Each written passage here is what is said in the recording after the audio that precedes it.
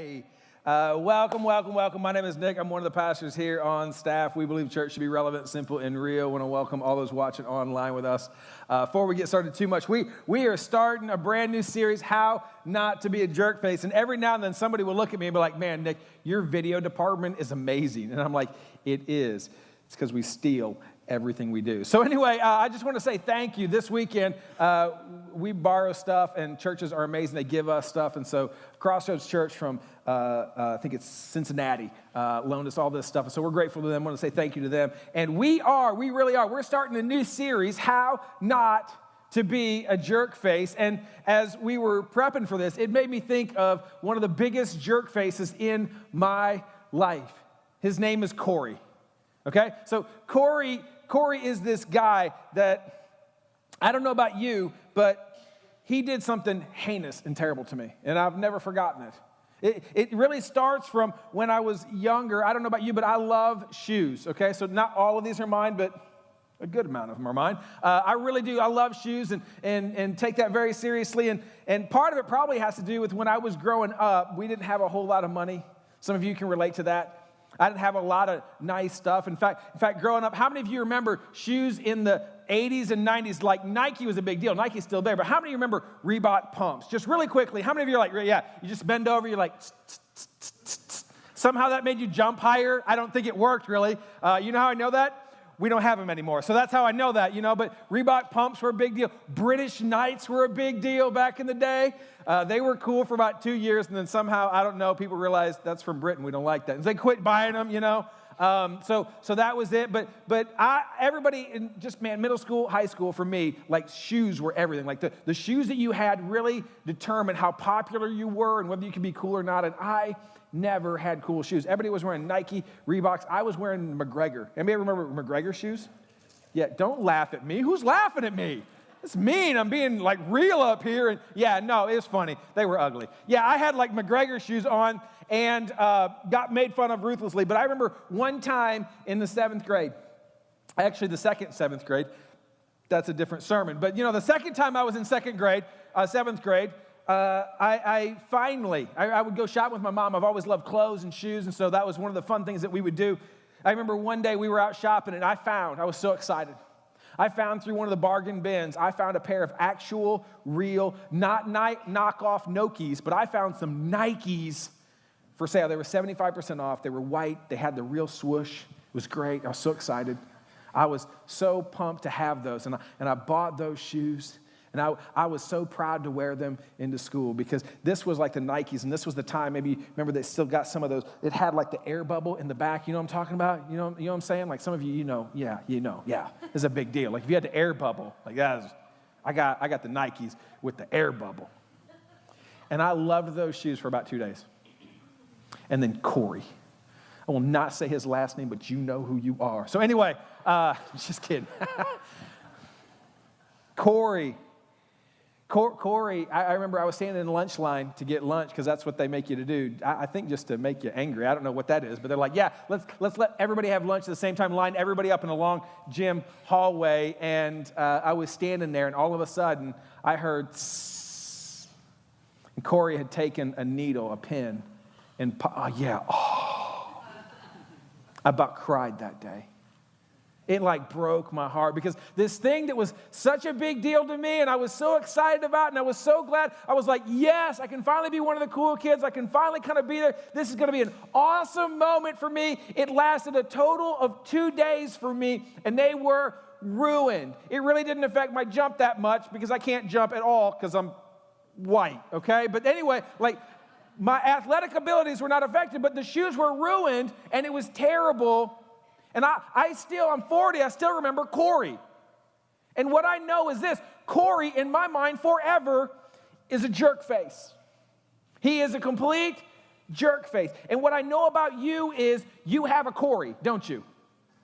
If his name's really Corey, let's get together, we'll see if it's the same guy, and we'll get him, okay? So, but for the most part, it's probably not a real Corey, but you've got some Corys. You've got some people in your life that have done things to you, that have said things about you, that have taken things from you, and you would say, you know what?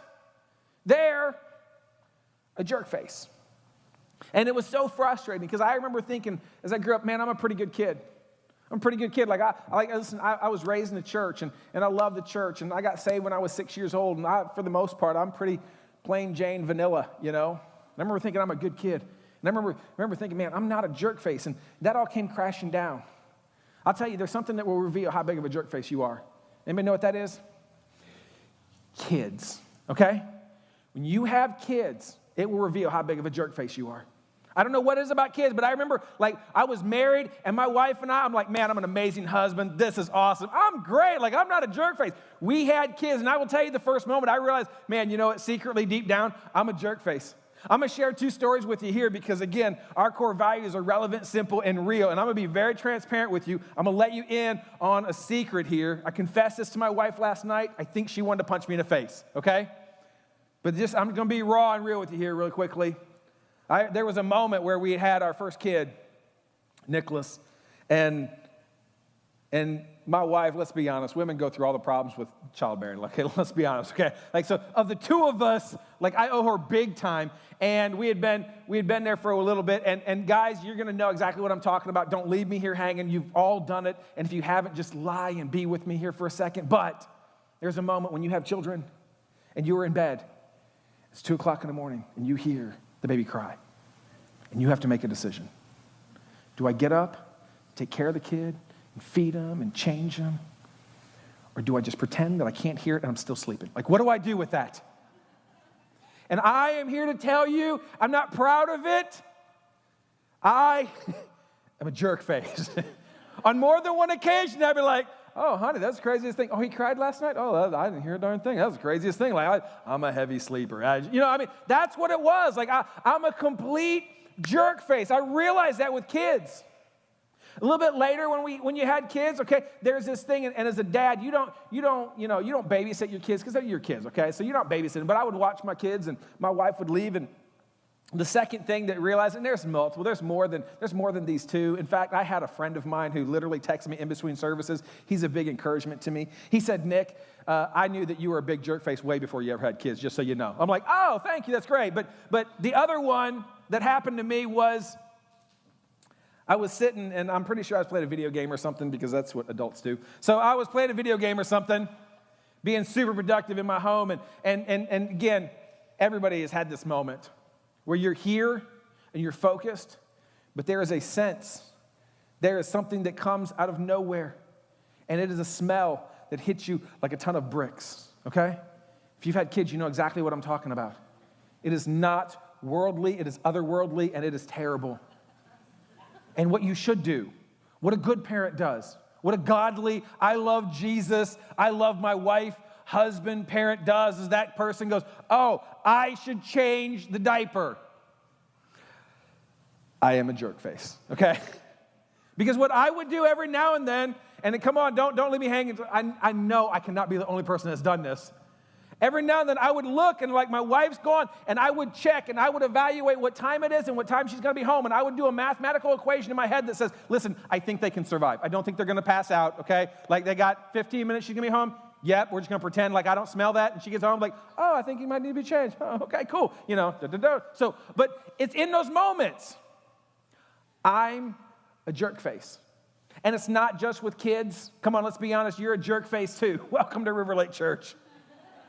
We're all jerk faces. How many of you really, come on, let's be honest, if you drive, how many of you, if you're driving and you're in the left-hand lane or you're the right-hand lane, and there's plenty of distance between you and the car in front of you, but you notice the car next to you is creeping in front of you, and you're looking ahead, and you know in your heart of hearts, that they want to merge in front of you. What do you do? Speed up. No, this is church. No, what is wrong with you? No. Yeah, that's what you do. You totally, that's what I do. I'm no. I'm literally there was a moment where I started to do that, and Lisa looks at me and she goes, are you in a hurry? And I'm no, why? She's slow down. I'm no, they will not. Why? Because at the core of it, I'm a jerk face. I have so many things that if I'm being really, really honest in my world that I do on a daily basis. And the reality is all of us, I'm not trying to be insulting, but the reality is if I spend a day with you, I could pinpoint, I could pick up your heart, I could pick up things you do, sarcastic things you say. kind of passive-aggressive things you put on Facebook or things that you text message people or ways that you cut people off or don't. Okay, we're all a jerk face. Every single one of us. And today, as we start this series, how not to be a jerk face, what I want to talk about and where I want to go is at the end of the day, before we start talking about our community, before we start talking about our politics, because isn't it easy to sit back and talk about them? Isn't it easy to talk about, oh, my spouse or my kids or those people at the school or those people in Hollywood or those people in Washington, those people over there? Isn't it so easy to talk about how everybody else is a jerk face and woe is me and the pity party? At the end of the day, what I feel like we need to do for us to see real change in our world is to start with us. And so today I want to talk about how do we not be a jerk face? What does it look like for us as individuals, for us as people who would say, listen, I don't even know if I believe in God, but what does it look like for me to be a better person? Most people want to do that, but there is a problem. There is something that happens. There is a subtle shift that happens that I think stands in the way of every single one of us becoming who God called us to be. And that is what we do wrong. See, I grew up in a church. And maybe they said different things. I don't know, and maybe it was just, I wasn't ready to hear it, because I'll be honest, there's a lot of things that were said in church that I probably didn't hear because I wasn't paying attention, okay? I was that kid. But I grew up in a church, and maybe you grew up in a church where I thought that what I heard was, listen, don't do that, don't do that, don't do that, don't do that, don't do that, don't do that. Anybody go to that church? Nope, just me? Awesome. Okay, cool. No, that's fine. No, put your hands down now. It's way too late. Okay. No. I grew up in that church where it was a whole bunch of thou shalt nots. Don't kill, don't murder, don't sleep with that person, don't drink that, don't eat that, don't go there, don't say that, don't hang out with them, don't do. And at the end of the day, what I learned about God or what was taught to me about God is, listen, if I can just follow the don'ts, then I'm a good person. That at the end of the day, my relationship with God and my relationship with the world and the earth and the relationships that I'm in really only stand upon, only are held accountable by what I don't do. And so my world became all about don't do this, don't do this, don't do this, don't do this, don't do this, don't do this. But come on, let's be honest, come on. You know, what you don't do doesn't make you good, does it? That you can have somebody with all the power and all the influence and all the money and all the ability and all the intelligence and all the whatever, and if they have all that potential, all that influence, all that stuff, and they just sit in a room and they don't do anything wrong, nobody looks at that person and says, man, they're so good. And yet I grew up in a world where I felt like God was only interested in what I shouldn't do and not so much interested in what I should do. And we're going to look at a passage today because I believe that's at the core of it. In fact, I want to say it like this. We're going to put our big thought up here. We're going to go past that. At the end of the day, we as a culture, we need to move past just doing and following the rules. We have to stop just following the rules and start doing what's right. That the shift that needs to be happening in our culture and in churches or whatever, it's don't do this and don't do this and don't do this and don't go there and don't look at that and don't eat that and don't hang out with them. It's a whole bunch of rules. But listen, if we only live our lives with a bunch of don'ts, we never walk into the destiny of what we're called to do. And today I want to unpack just one verse. Really, that's all we're going to look at is really one verse. One verse together, I think just kind of changes everything. It's from a guy named James. He's the brother of Jesus. I don't know what it would take for you to convince your brother or your sister that you're God, okay? But James did that, all right? And so James writes this book, and it's a letter. We call it a book, but it's actually a letter, and he writes this. And in this letter that he writes, he has all these applicable, practical things. Listen, make sure you watch your tongue, and make sure you have big faith and believe. And he walks through how you handle your money and how you handle your time and just your relationships and your judgment and all this kind of very practical things like that. It's an incredibly practical book. If you don't know what you should do, if you're kind of confused in what's next for you, I would encourage you, pick up the book of James. It's an incredibly practical, applicable book. But Chapter 4, he starts to wrap it up.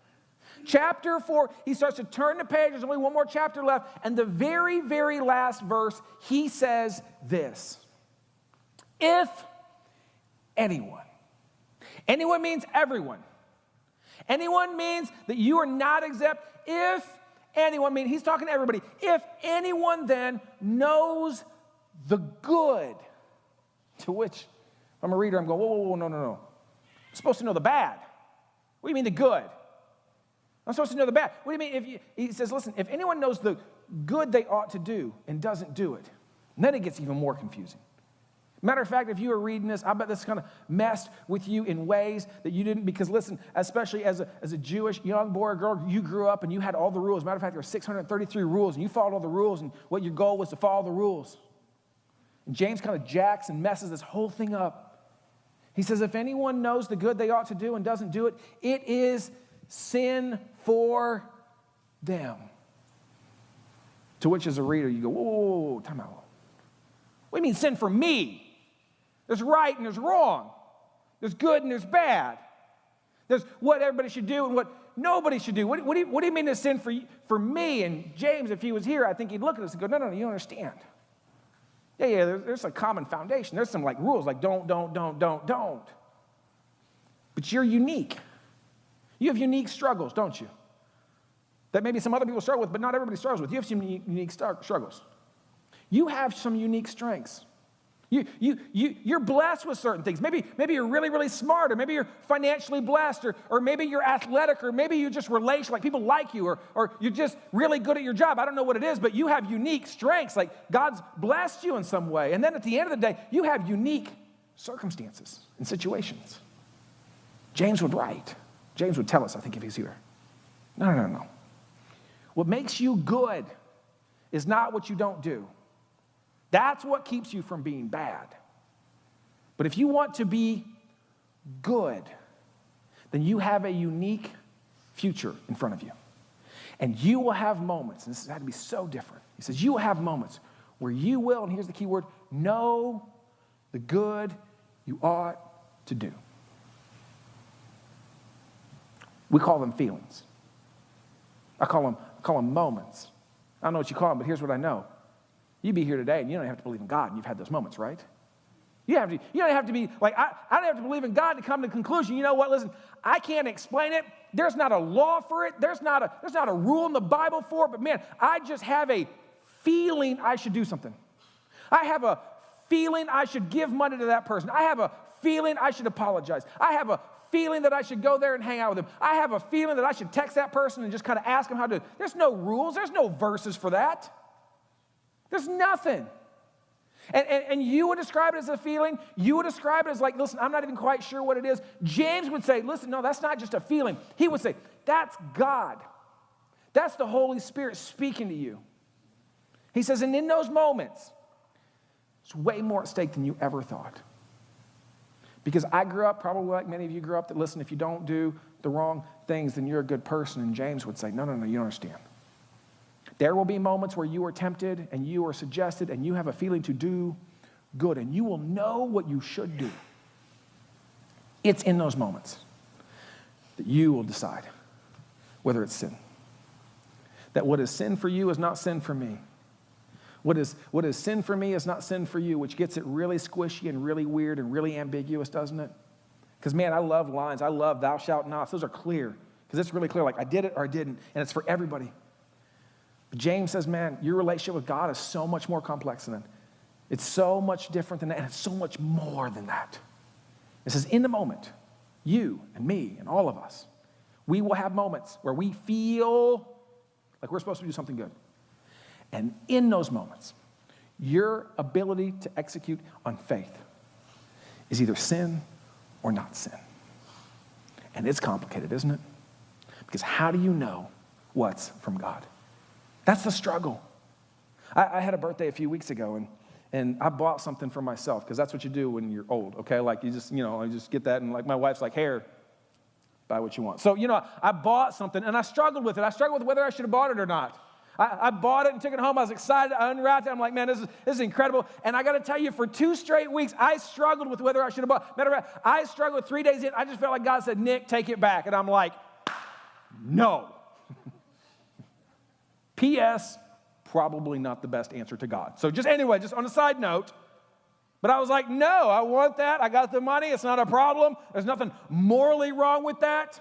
I mean, at the end of the day, I bought it from Lowe's, okay? let's be honest. Jesus was a carpenter. Lowe's caters to carpenters. It was biblical. That's how I justified it at least, okay? Like that was my moment. I was like, man, I'm trying to be more like you, Jesus. Let's go to Lowe's. All the men said, Amen. Yeah, that's just like Jesus. Okay, yeah. Love Lowe's. I struggled for 2 weeks. I would love to stand up here on the stage and tell you, you know what, man, I was in that moment. I was praying and felt like God convicted me. I was like, yes, Jesus, I don't understand it, but I'm going to follow you. I'm going to have faith. Take it right back. Take it right back. I didn't. I struggled with it. I struggled with because it didn't make sense to me. It didn't line up with my theology. And can we be honest? There's no rules for that. There's no Bible verses for that. There's no laws for that. Matter of fact, it lined up with everything, and I deserved it. At least in my mind, I deserved it, and I wanted it, and just the whole deal. And I don't have a reason why I should, but it took me 2 weeks to come to the conclusion, you know, I'm going to wrap it up and take it back. I don't get it all. But the struggle that I had is the struggle that you have. That if we're to take this verse seriously, if we're to take that, you know what, there's a different level, there's a different standard with which we're called to live by. That it's not enough to not do bad, that we're called to do good. And it's fluid and it's different. And it comes from feelings. All of a sudden, it raises the stakes in those moments, doesn't it? All of a sudden, when you're in your household and you feel like, you know what, I probably should make the bed. And you don't want to. Telling you, seems silly. There's way more at stake than you realize. In those moments where you feel like God says, listen, I want you to go apologize to them, or I want you to go talk to them and share your faith with them. And you sit back and you want to kind of go back on, there's no rule for that. There's no verse for that. There's way more at stake than you realize. There's way more at stake in our moments than what we want them to be. That we have to, can we put that line back up again? We have to move past. We have to go past. We have to stop just following the rules and start doing what's right. James would write. James would tell us because he were here. It's not enough to avoid doing wrong.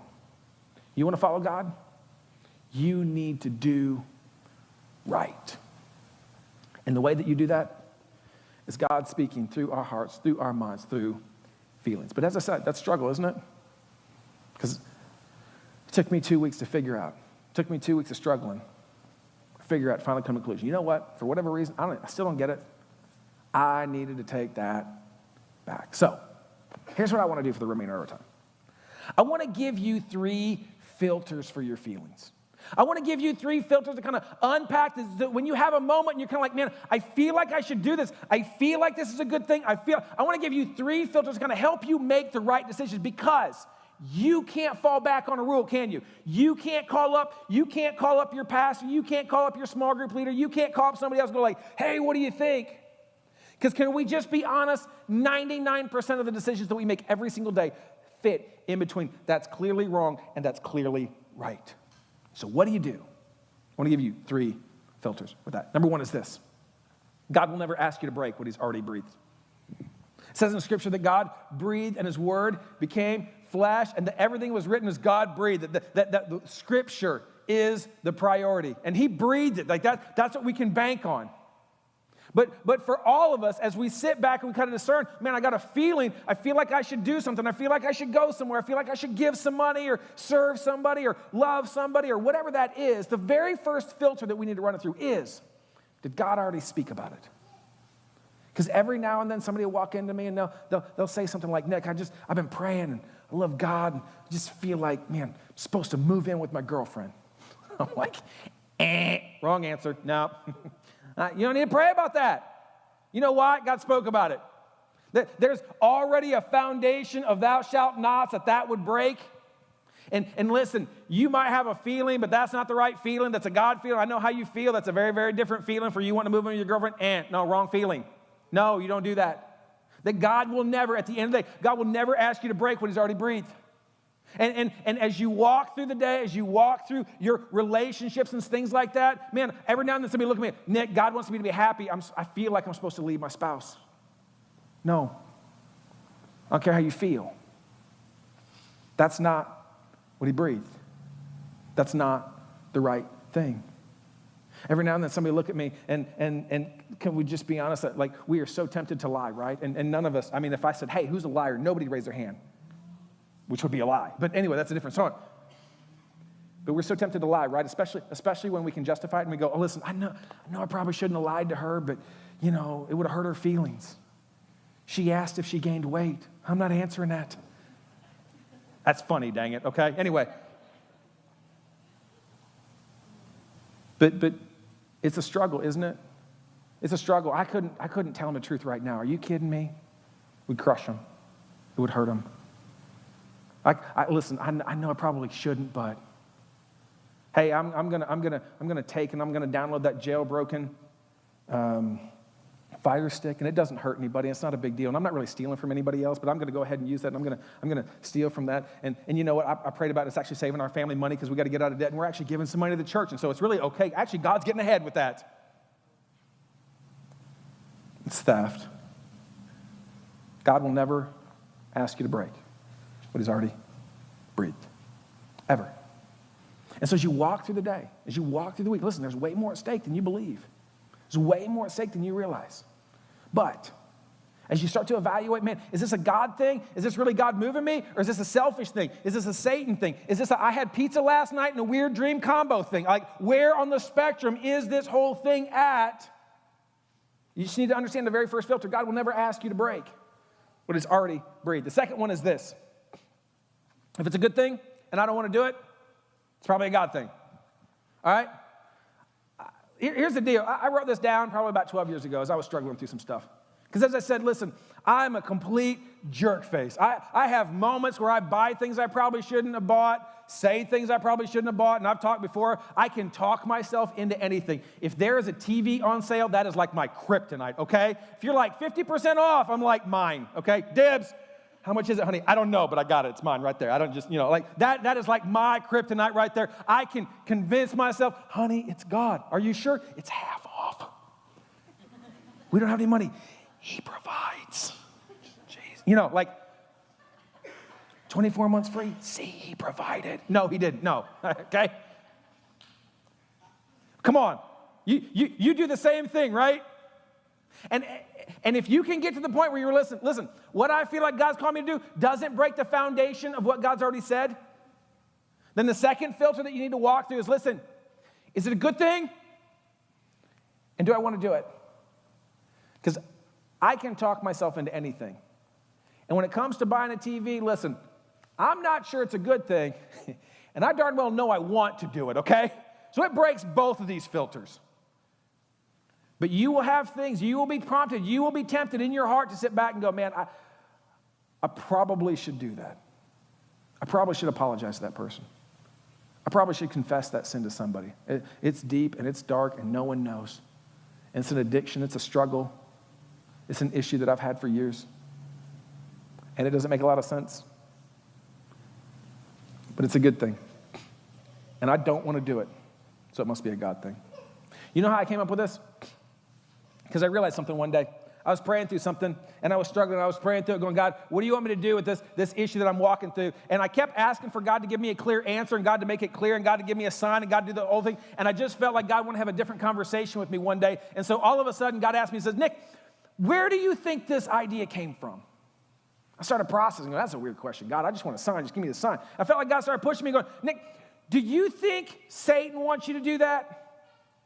I'm like, no, because it's a good thing. I've realized in my walk with God that really I believe that we have an enemy. It's a spiritual warfare, and that you have an enemy, and he is out there, and he will put thoughts and ideas in your head, and they are not good things. So when you're tempted to apologize to your spouse, and all of a sudden you're like, or I could yell, throw, be a baby, walk out. Those are all bad things. I just felt like God say, Nick, do you really think that the enemy's going to encourage you to do a good thing? And I'm like, no, I don't think so. I was like, okay, well, that thing that you're convicted about probably is not from me. Second grid was, Nick, do you want to do it? Do you want to do it? And I'm like, no, I don't want to do that. That terrifies me. In no way do I want to do that. Felt like I said, okay, so let's cover this. It's not from the enemy. The enemy didn't put the thought in your head. And it's not from you because you don't want to do it. What's that leave? Me. See, I'm just telling you. You have things that you're wrestling with right now. You have good things. You have things in your head. Maybe some of you right now, like I'm talking, and there is something in the back of your head that you feel like you should be doing. You need to take a next step. You need to apologize. You need to give or serve or love somebody or just, I don't know what it is, but you have something, and as I'm talking, you're arguing right now with yourself. And just listen. If it doesn't break God's command, the second question you got to ask is it a good thing? And if you don't want to do it, it's probably, it's not 100%. Like that's not the only grid you have. But there's a really good chance that you're not going to prompt yourself to do something that you don't want to do, and Satan's not going to prompt you to do something that's good. So if it fits those two filters, you're probably on the right case. But that's not enough. There's one more filter you need, and it's this. This one's huge. Matter of fact, I wish I had more time because I could unpack this one, and this could be a whole message. This is maybe one of the most confusing things, and this is where it gets even more squishy and ambiguous and weird and complicated. But what's right today may be wrong tomorrow. Man, missed opportunities happen all the time. Missed moments where this day God may be putting something on your heart to go do, to go give, to go bless somebody, to go apologize. I don't know what it is, but today's right many, many times is tomorrow's wrong. And that's hard to understand. That's hard to kind of do. Because again, we want to live in the black and white universal. If he said it once, he said it for all time. But that's not really how God works. That your opportunity has an expiration date. And it's hard. And you're going to struggle with it. And you're going to lie to yourself and say, I'll do it tomorrow. I'll do it next week. I'll do whatever. But God, could you fix it? Could you make it less problematic? Could you do it? Whatever. But as you read the Old Testament, there's a story. If you've read the Bible, you probably know it about the Israelites. And it's this fascinating story that I believe, as I say it all the time, that their story is our story in so many different ways, and it's the story of this nation and this people that come out of slavery. And they're on the edge and the ledge of what God's promised them, this promised land, but they have to do something. They have to do something there's not a verse for, there's not a rule for, there's not a law for. It feels like it's not morally wrong or right, and if they don't do it, they haven't morally done any harm to God, and yet, as we read beforehand, as we see, as we look back, also, it was sin for them. God says, listen, I want you to go into the land, and I want you to take it. And they say, no. Look at God and go, no, they're big, they're scary, they're intimidating, they got better weapons, better positions. See, at the end of the day, everybody, I believe, wants an extraordinary life, but the problem is most of us don't want to walk through extraordinary circumstances. And the struggle is, right now, some of you, you're waiting for God to fix the circumstances before you walk into and through the struggle. But God's telling you to go today, and you're saying, and you're lying to yourself and everybody else around you, or maybe it's just in your own head, I'll do it tomorrow. I'll do it next week. I'll do it next month. I'll do it next year. I'll go back to school later. I'll apologize next Sunday. I'll start eating healthier next week. I just got to get through today. I'll start giving, next month when I get some more money. If you just knew my financial situation, I'll start doing something later. I'll do it later. It's a lie. Nation of Israel looked at God and said, nope. And then what'd they do? If you know the story, it's fascinating to me. See what was right for them that day? They get convicted. They realize they messed up. They're like, oh, God, we're sorry. We're going to go back. No, listen, we're going to go back tomorrow, and we're going to go take them out, and we're going to do what you want us to do. Listen, it's going to be okay. And God's like, no, you blew it. You had an opportunity. There's way more at stake. There's a time limit. And they're like, no, we don't. Listen, there's not a time limit. We know you're God, but there's not a time limit. We're going to do it tomorrow. So what do? You read the story. They go up to the nation. They go into battle, and they get routed. They get wiped out. There's a loss of life because they're the wrong filters. They felt like they were supposed to do something, and it had a time limit on it. It was today. They said, no, we'll do it tomorrow. You just need to understand, for some of them, not all of them, but for some of them, what's right today may be wrong tomorrow. I see this all the time in counseling. Again, I wish I could unpack this a whole lot more, but I see people who come to me and go, Nick, I felt like I was supposed to apologize and confess something to my spouse years ago. And I didn't. But I did it today. It's too late. They're gone. I was supposed to marry somebody. I was supposed to ask them to marry me because we were living in a bad relationship. We were in an unhealthy relationship. We were in a sexual relationship, and I was supposed to marry them and do that, but I was scared, and I said, no. But now I'm ready. Let's go. It's gone. I was supposed to apply for a job or take a step of faith and start that business, start that momentum, start walking into what God's got me to do. And that was 2 years ago. I was supposed to quit my job and do something crazy. And yeah, it financially didn't look like it would work. And yeah, it financially just didn't make any sense. And I couldn't make sense of it. And so I just kind of retreated back into my logic, retreated back into what made sense to me. I kind of walked away. But now I'm ready. Let's go. God, come on. You take that step of faith. You end up like the nation of Israel. Routed. I don't know what it is for you. I don't know what your next step is. I just know that, listen, it's not going to be super clear. It's not going to be found in the pages of the Bible. What you shouldn't do absolutely will. And there's obviously some stuff you should do. The foundation for our faith is found there. But you have unique situations, struggles, and strengths. And every single day, I believe, there is a spirit that is speaking to you, telling you the good that you need to do with your life. And you get to make a decision. What do I do with it? As we start to wrap it up, I've thought all week about what do I do? Because this is such a unique thing, isn't it? It's such a crazy, random thing. And because of the uniqueness of your life and my life, it's hard to give you clear next steps. We work really hard giving you clear next steps. And I really could only come up with 3 that may or may not fit you. And they really have to do with our church. And I believe that you'll have different ones, but I believe that there's 3 that have to do with our church. And number 1 is this, small groups. Man, we have small group signups today. I say it all the time. Life change happens in circles. You will grow intellectually, I believe, sitting in rows. Hopefully, we work really hard at the messages and want you to grow in your walk with God, want you to grow in how much you know about the Bible or whatever. But listen, there is power. There is something unique about sitting in circles where they're praying for you, holding you accountable, text message you. You get to learn about their kids and their walk and everything like that. It's very personal. Listen, you can't substitute small groups. You just can't. Small groups are so powerful in our walk with God. And for some of you, not all of you, you felt like, man, I probably should sign up for a small group. They got small groups. I probably should join one. Or maybe you're here today and you just feel it. Again, it's not a verse for it. I don't have a law for it. It's between you. It's fluid. It's you. But you can't deny, man, I just feel like we should. I feel like I need to sign up. I'm just telling you right now, don't lie to yourself. If that's not how you feel, ignore this. But for some of you that's how you feel, it's way more at stake than you realize. I want to speak to some of you guys really quickly.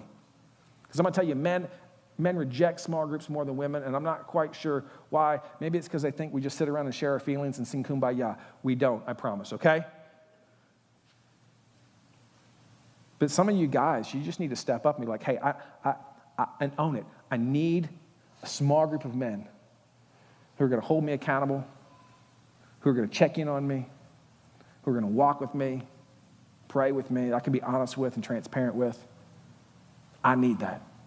For some of you here today, that's your next step, and you have no clue. And listen, don't lie to yourself and say, I'll do it next time. Don't lie to yourself and say, I'll do it tomorrow. No. Today, you need, as you walk out, there's some booths out there. You need to walk out there, find the one that fits you, and do it. For some, it's serving. You need to serve. Like it's a good thing, and you don't want to do it. You're like, no, I'm busy. It's serving. You just need to step up. I don't want to spend too much time on this, but right after this service, in the next 15 minutes, we're going to have first steps. You just stay right in your seat. You don't have to leave. You stay right in your seat, and you just learn about small groups, and not small groups, first steps, what it looks like to serve. Some of you need to do that, and you've been fighting it. You've been pushing back. You've been arguing with it. I'm telling you, it's not for everybody. Not everybody here. That's your next step. But for some people in here right now, as I'm talking, like, no, it's real. If I'm being honest, I feel like that's what I'm supposed to be doing. The last is giving. Man, you want to empty a room? Talk about money. We talk about money all the time. You know why? It says at the end of the day, God writes it over and over and over again and says, listen, you know the chief thing for your heart is money. It's not your addiction. It's not your struggle. It's not your things. It's your stuff. That is your biggest thing for your heart.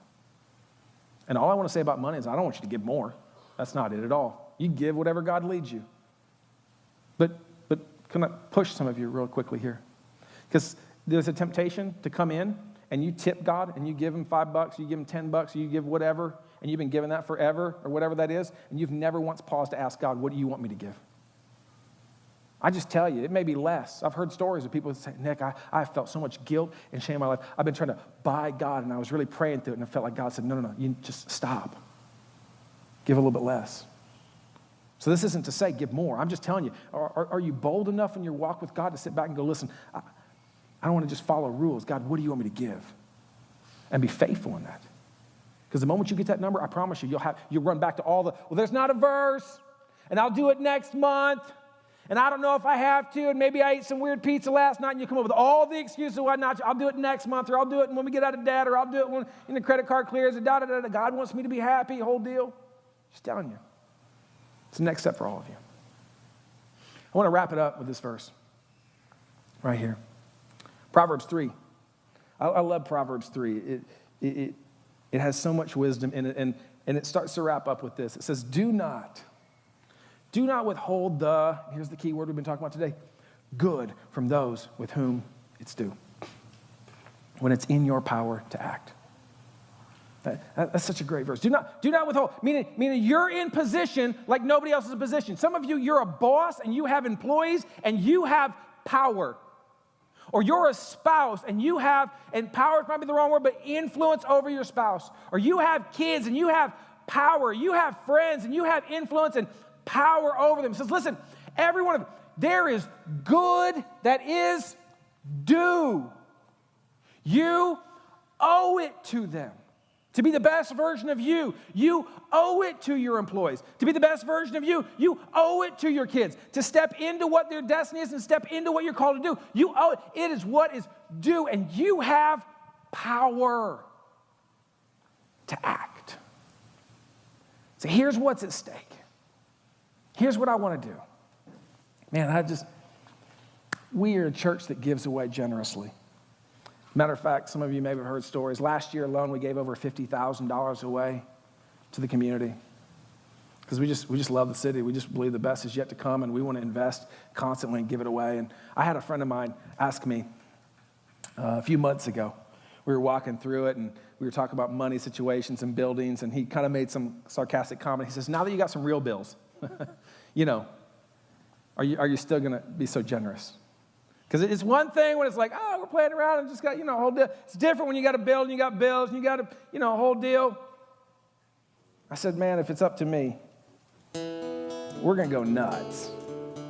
Because that's who we are. And I refuse to back down and back away from who we are. So we're starting something new today. We're starting something new that you have control. You have power to influence what we do. As you walk out and maybe you saw some coming in, you're going to get a card, and you can grab multiple cards. They're going to look like this. They're going to have an ugly, yellow, red bear on one side. And the opposite side reads this. You just helped get a kid a brand new pair of shoes. Find out how at shoesforglasgow.com. Because what we're doing is this. I want to partner with you. I believe you have power. I believe you have influence. But I want to encourage you. I want to motivate you to follow God, to be who you're called to be, to do that. And our extra motivation is this. Here's what we're going to be doing. I want you, as God prompts you, to kind of do good, to be good, to relieve ridiculous tips for your waitress. Just drop $100. To sit back if you're a teenager or whatever, and you've got a neighbor who's maybe older or whatever. Maybe you don't have $100 to drop, but you've got time, and to go rake their leaves or mow their lawns. I don't know what it is. I want it to be big, but I want you to do it. Because it's not enough to just follow the rules. We've got to transition to doing what's right. And here's what I want you to do. I want you to do it. I want you to leave them a card. And then I want you to let us know. You can email us at info@riverlakechurch.com, or you can email us at our brand new email address, jerkface@riverlakechurch.com. It's awesome. Be careful what you email there. But anyway, let us know. And here's our partnership. Here's our promise to you. Every legitimate, like God-sized, like, wow, that was a big step story we get, we're going to buy a brand new pair of shoes for a kid in middle school or high school. Every single time. It's awesome. Yeah, I'm excited about that. We've got a deal worked out where we can do that because we want to impact the city. Because at the end of the day, come on, let's be honest, You know what it's like to wear shoes in middle school and high school, right? You know the importance of that. And here's what hit us. This isn't for everybody, it's just for us. That every church shouldn't do this. In fact, we wanted to do it for little kids, but we found out somebody's already covering little kids. And we're like, okay, cool, what's next? We'll just take whatever's in our path. We'll take whatever's going on. And so we got shoes up here. And you've got shoes, and I've been wearing these nasty, ugly shoes that, thank goodness, no one commented on. Have been driving me nuts all morning. Because shoes are a big deal to kids. And we want to do what we can do. And we can't change everything, and we can't fix everything, and we can't do everything we want to do, but we're going to do our part because God has put us in position, and we have the power. So this week, over the next several weeks, actually, this whole series, we're going to be taking stories. Would you partner with us? Would you start to pray? Would you start to ask God, what do you want me to do? What does it look like? What good thing, what great thing do you want me to do? And then don't brag on Facebook. Don't do anything like that. Just send us an email saying, hey, here's what I did. Here's how God's using me. Here's what's going on. Would you stand with me? At the end of the day, here's what we need to do. Here's my hope. Here's my prayer for our church.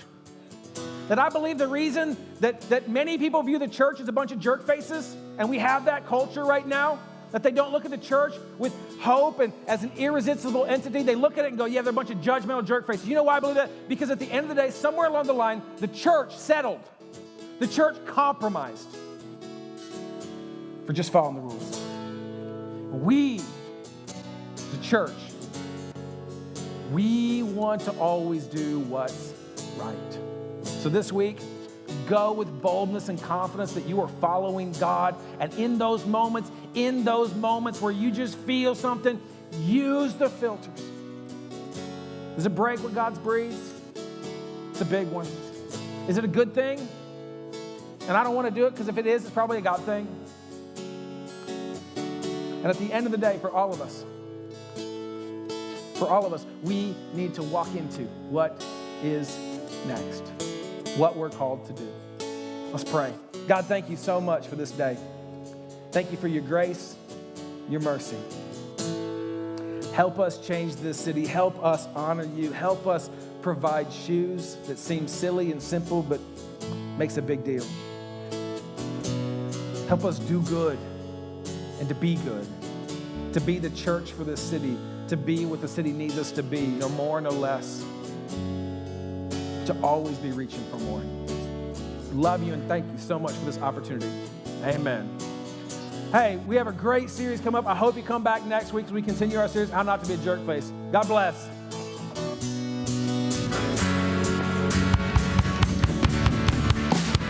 Unstoppable God, let your glory go on and on. Oh, impossible things in your name, they shall be done. Unstoppable God, let your glory go on and on. Impossible things in your name, they shall be done.